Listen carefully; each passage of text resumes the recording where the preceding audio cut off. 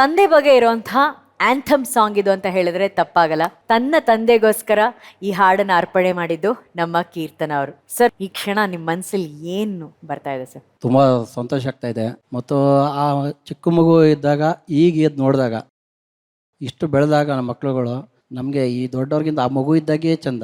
ಯಾಕೆ ಅಂದರೆ ಅವ್ರ ಆಟ ಒಂದು ಎಲ್ಲ ಮಾತಾಡೋ ಒಂದು ರೀತಿ ಎಲ್ಲ ನಮಗೆ ತುಂಬ ಇಷ್ಟ.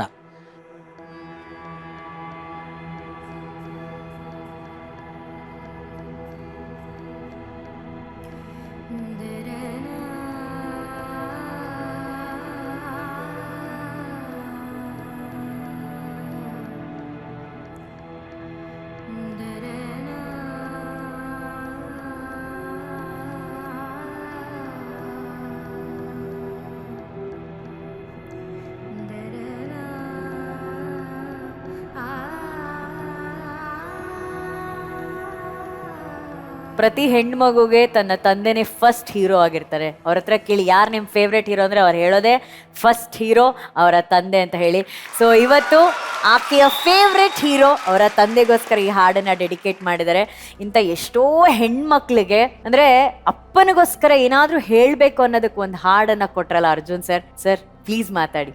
ಈ ತಂದೆ ಮಗಳ ಬಾಂಧವ್ಯ ಅದು ಎಕ್ಸ್ಪ್ಲೇನ್ ಮಾಡೋಕ್ಕೆ ಆಗೋದಿಲ್ಲ. ತಂದೆದಿರಿಗೆ ಅವರೇ ದೇವರು.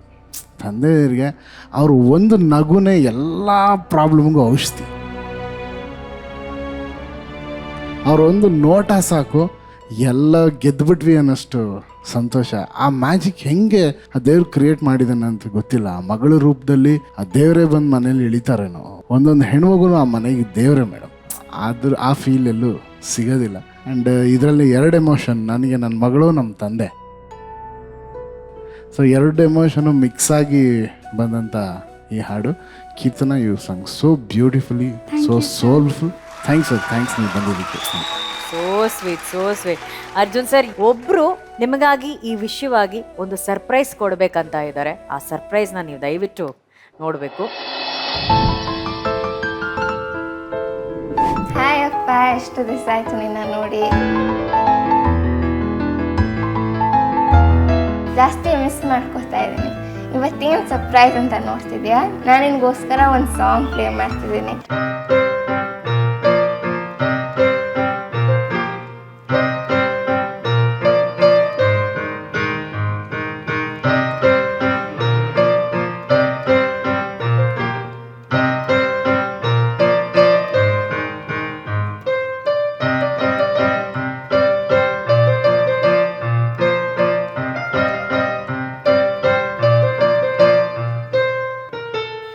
ನಾನು ಪ್ಲೇ ಮಾಡಿರೋದು ನಿಮ್ಗೆ ಇಷ್ಟ ಆಗಿದೆ ಅನ್ಕೋತೀನಿ. ಈಗ ನೀನು ನನಗೆ ಸ್ಕೋರ್ಸ್ ಮತ್ತು ಜಡ್ಜ್ಮೆಂಟ್ ಕೊಡು. ಐ ಲವ್ ಯು ಅಪ್ಪ.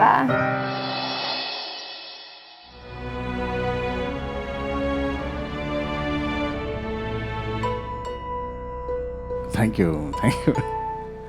ಅವಳು ಫಸ್ಟ್ ಟೈಮ್ ಅವಳು ಈ ಥರ ಮಾತಾಡಿರೋದೇ ಫಸ್ಟ್ ಟೈಮು. ಅದು ಹೆಂಗೆ ಒಪ್ಕೊಂಡ್ಲು ಅಂತ ಯೋಚನೆ ಮಾಡಿದೆ. ಅವಳು ತುಂಬ ಶೈ, ಇಷ್ಟೆಲ್ಲ ಮಾತಾಡೋದೇ ಇಲ್ಲ. ಏನು ಜಡ್ಜ್ಮೆಂಟ್ ಕೊಡೋದು? ನನ್ನ ಜೀವನದ ಜಡ್ಜೇ ಅವರು. ಅವಳ ಹತ್ರ ತುಂಬ ಡೆಲಿಕೇಟ್ ನಾನು. ಅವಳು ಸುಮ್ಮನೆ ಅವಳು ಪಿಯಾನೋ ನುಡಿಸಿದ್ರೆ ನಂಗೆ ಅಳು ಬರ್ತಾ ಇರುತ್ತೆ. ಅವಳು ನೀನು ಊಟ ಮಾಡ್ದ ಅಂತ ಕೇಳಿದ್ರೆ ಕಣ್ಣಲ್ಲಿ ನೀರು ಬಂದ್ಬಿಡುತ್ತೆ ನನಗೆ. ಸೊ ಅವಳು ಚಿಕ್ಕ ಮಗುವಿಂದನೂ ಅದೊಂದು ದೇವತೆ ನಮ್ಮ ಮನೆಗೆ ಹುಟ್ಟಿರೋದು. ಹುಟ್ಟಿದಂಗಿಂದ ಇಲ್ಲಿವರೆಗೂ ಅವಳು ಬರೀ ಸಂತೋಷನೇ ಕೊಟ್ಟಿದ್ದಾರೆ. ಆಮೇಲೆ ಏನೋ ಅವಳಿಗೆ ಅಂತ ಇಟ್ಕೊಳ್ಳೋದಿಲ್ಲ, ಎಲ್ಲ ಬೇರೆಯವ್ರಿಗೆ ಕೊಡೋದನ್ನೇ ನನಗೆ ಹೇಳ್ಕೊಡ್ತಾಳೆ. ಎಲ್ಲ ಒಳ್ಳೊಳ್ಳೆ ವಿಚಾರಗಳು ಅವಳೇ ನನಗೆ ಹೇಳ್ಕೊಡೋದು. ಅವಳು ಈ ವಯಸ್ಸಿಗೆ ಹೆಂಗೆ ಅಷ್ಟೆಲ್ಲ ಯೋಚನೆ ಮಾಡ್ತಾಳೆ ಅಂತ ನನಗೆ ಗೊತ್ತಿಲ್ಲ. ಒಂದು ಋಷಿ ಇದ್ದಾರೆ ಅವರು ಹೊರಗಡೆ. ಭಾಳ ವಿಚಾರ ಹೇಳ್ತಾನೆ ಹೋಗ್ಬೇಕು. Thank you baby, love you, love you. Thank you. So sweet, so sweet, so sweet. ಮಹಾಗುರುಗಳೇ, ಈ ಕ್ಷಣ ನಾನು ಸುಮ್ಮನೆ ಮೋಗನ್ ಥರ ನೋಡ್ತಾ ಇದ್ದೀನಿ. ಚೆನ್ನಾಗಿ ಹಾಡಿದೆ ತಾಯಿ, ತುಂಬ ಚೆನ್ನಾಗಿ ಹಾಡಿದೆ. Thank you sir. ಅದರಲ್ಲಿ ಒಳ್ಳೆ ಸಾಲಿತ್ತು. ನಾನು ಓದೋ ಪಾಠದಲ್ಲಿ ನೀನು ಯಾಕಿಲ್ಲ, ನಿನ್ನ ಥರ ಯಾಕೆ ಯಾರೂ ಇಲ್ಲ. ಎಷ್ಟು ಒಳ್ಳೆ ಸಾಲು ಬರ್ತಲ್ಲ, ತುಂಬ ಚೆನ್ನಾಗಿತ್ತು. ನಾವು ಕೊಟ್ವಾ ಇದನ್ನು?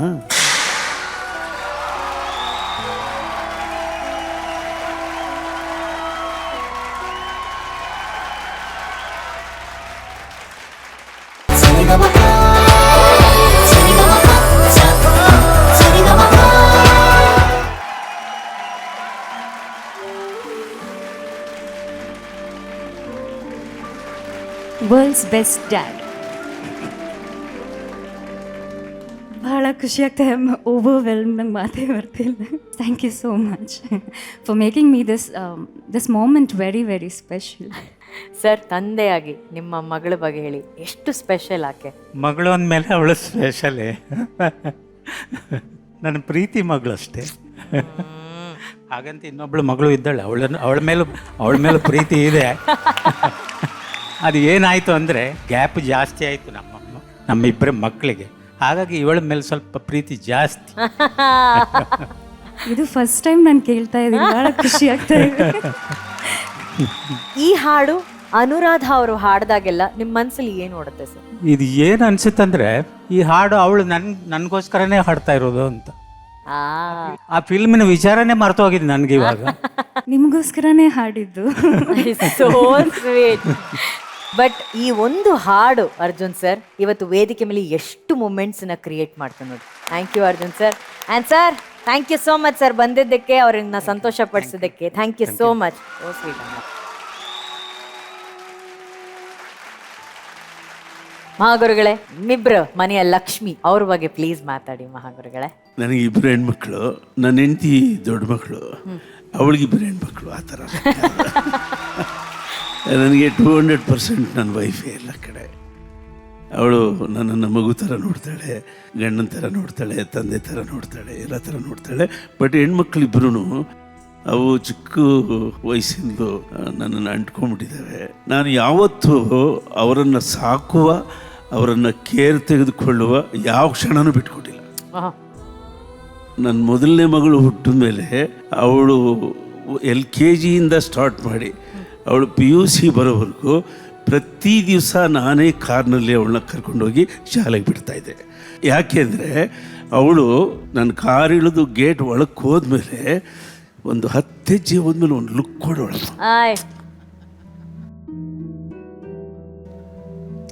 ಆ ಲುಕ್ಗೋಸ್ಕರ ಹೋಗ್ತಾ ಇದ್ದೆ.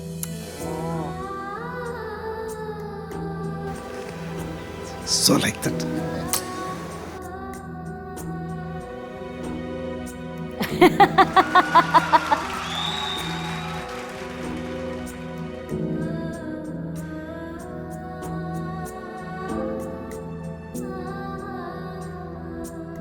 ಅಯ್ಯೋ,